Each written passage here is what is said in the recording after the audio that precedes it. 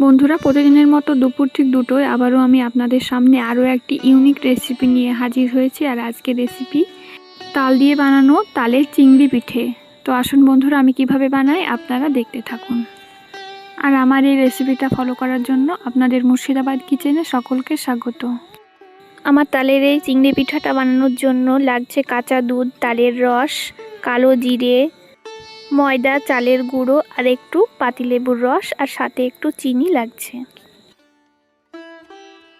এবার আমি গ্যাসের চুলার ওপর একটা কড়াই বসিয়ে দিয়েছি আর কড়াইতে প্রথমে চিনি দিয়ে দিলাম। এবার চিনি দিয়ে একটা সিরা বানিয়ে নেব।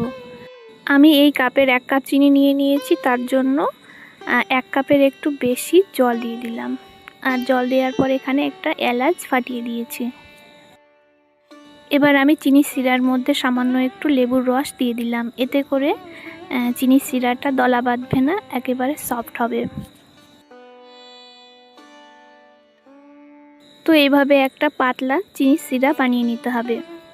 খুব বেশি ঘন করা হবে না, হালকা করে নিতে হবে। তো চিনি সিরাটা আমার বানানো হয়ে গেছে। এবার আমি উনুনের ওপর আরও একটি কড়াই বসিয়ে দিলাম। কড়াইতে প্রথমে তালের রস দিয়ে দিলাম আর আমি এখানে 1 কাপ মতো তালের রস নিয়ে নিয়েছি। এবার তালের রসটাকে কিছুক্ষণ জাল করে নিতে হবে। আর জাল করে নেওয়ার পর আমি এখানে 1 কাপ মতো কাঁচা দুধ দিয়ে দিলাম। এবার দুধ দেওয়ার পর খুব ভালো করে জাল করে নিতে হবে। আর দুধটা দেওয়ার পর আমি এখানে 3-4 চামচ মতো চিনি দিয়ে দিয়েছিলাম, কিন্তু সেটা আপনাদের দেখানো হয়নি। এবার চিনি দেওয়ার পর আমি চালের গুঁড়োটা দিয়ে দিলাম। আর চালের গুঁড়ো দেওয়ার পর ময়দাটাও দিয়ে দেব। তারপর আস্তে আস্তে অনবরত নাড়াচাড়া করে নিয়ে একটা ডো তৈরি করে নিতে হবে। আপনারা দেখতেই পাচ্ছেন ডোটা কত সুন্দর জমাট বেঁধে উঠছে। তো এইভাবে ডোটা তৈরি করে নিতে হবে। তারপর একটা থালায় নামিয়ে নেব। তো বন্ধুরা, আপনারা তো তালের অনেক রকম পিঠেই বানিয়ে খেয়েছেন, তো একবার হলে এরকম চিংড়ি পিঠে আপনারা বানিয়ে খাবেন।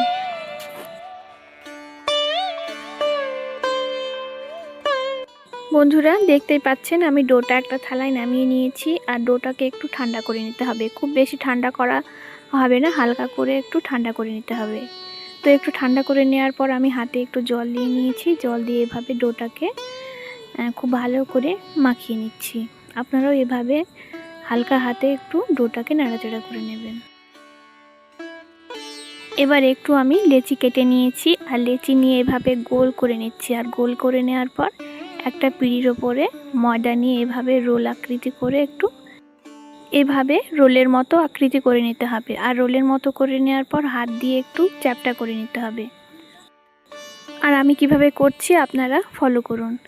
তো চ্যাপটা করে নেওয়ার পর এভাবে আমি বেলুন দিয়ে হালকা করে একটু বেলে নিচ্ছি।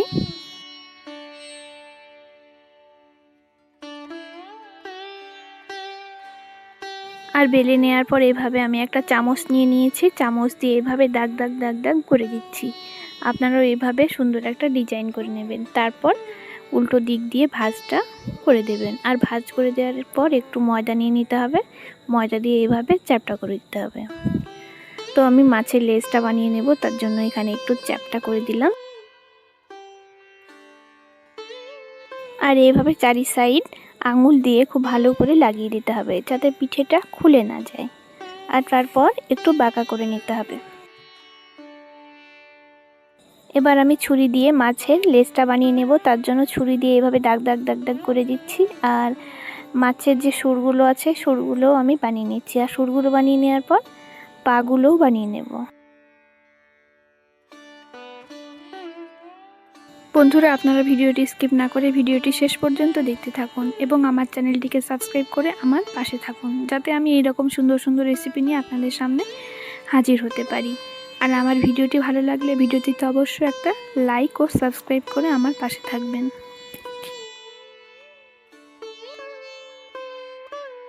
এবার আমি লেজটাকে দুফালি করে কেটে দিচ্ছি আর একটু এভাবে বাঁকিয়ে দিচ্ছি। আর আপনারা দেখেই বুঝতে পারছেন লেজটা কতটা সুন্দর হয়ে গেল। তো এইভাবে হাত দিয়ে একটু সুরগুলোকে লম্বা করে দিতে হবে।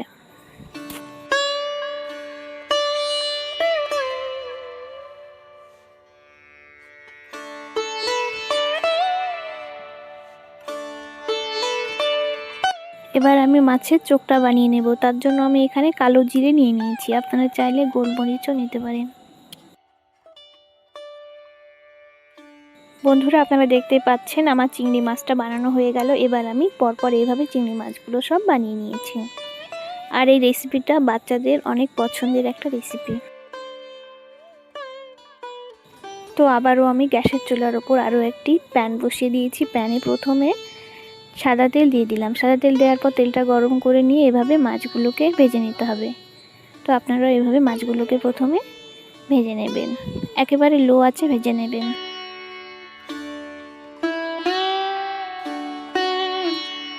এবার আমি মাছগুলোকে উল্টিয়ে নিয়ে খুব ভালো করে ভেজে নিয়েছি। আর ভেজে নেওয়ার পর চিনির শিরার মধ্যে এভাবে দিয়ে দিলাম।